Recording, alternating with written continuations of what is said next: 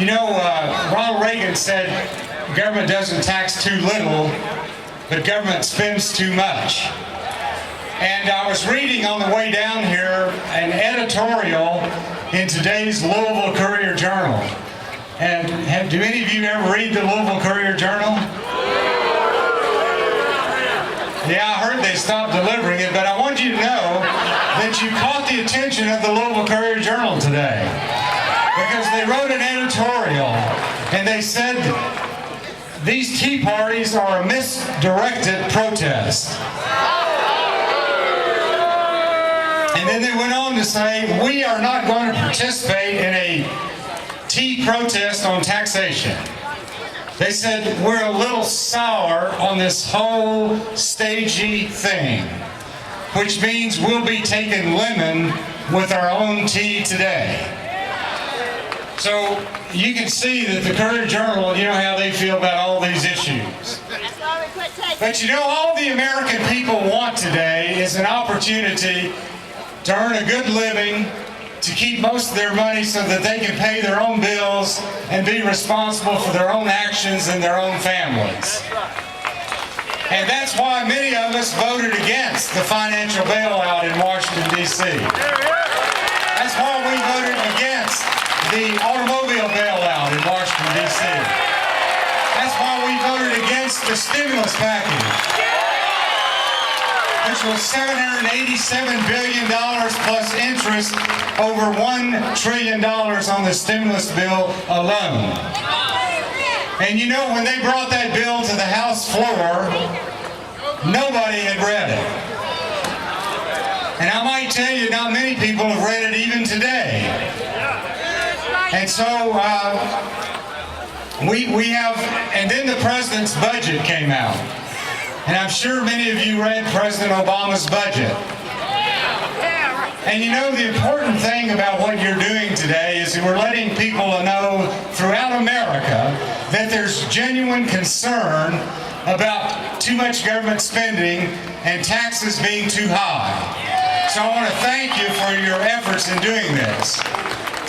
Now, in President Obama's budget, over the next 10 years, he's proposing to increase individual taxes by $657 billion.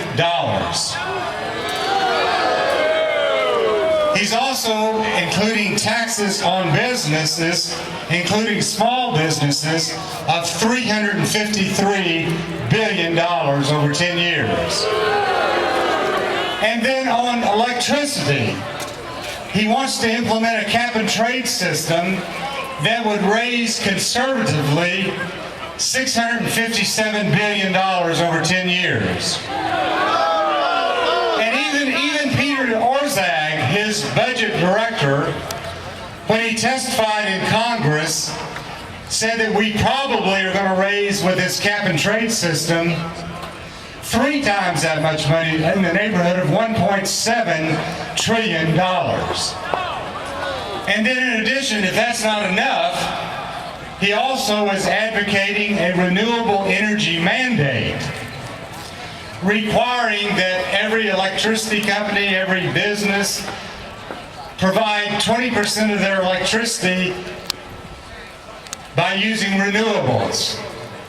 And he wants that done by the year 2020. And if it's not accomplished, he's proposing a 5-cent per kilowatt hour penalty or tax for not reaching that goal. And we went to the Penn Rural Electric in Hopkinsville, and we asked them to take a medium-sized plant in Hopkinsville and raise that, put that 5-cent per kilowatt hour tax, and it increased the monthly electricity bill of that one company by $20,000 a month.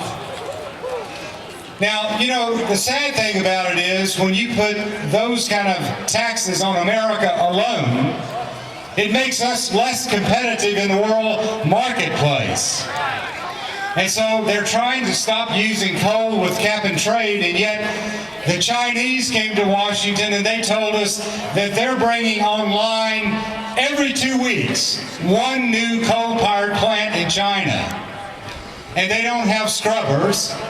and they don't have carbon capture and sequestration, but they're producing electricity at a low cost because they want to bring more American companies to China and more American companies to India.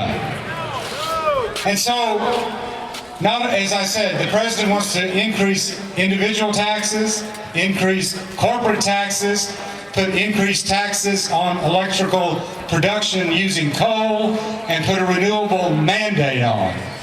So we have our work cut out for us. I can tell you that on the House side in Washington, D.C., there's not a lot that we can do because Nancy Pelosi controls the House of Representatives. And when we go forth trying to amend a bill, her Rules Committee shuts us down. And we can't do it on the floor. So most of this effort is going to be determined in the United States Senate, where they can put hold on bills, they can amend anything on the floor, but we need to elect more Democrats or more Republicans or more independents to the U.S. Congress who believe the way we do. We'll let American people keep more of their money, take care of their families, and be responsible for their own needs. So thank you for everything that you do, and thank you for giving me the opportunity to represent you in the U.S. Congress.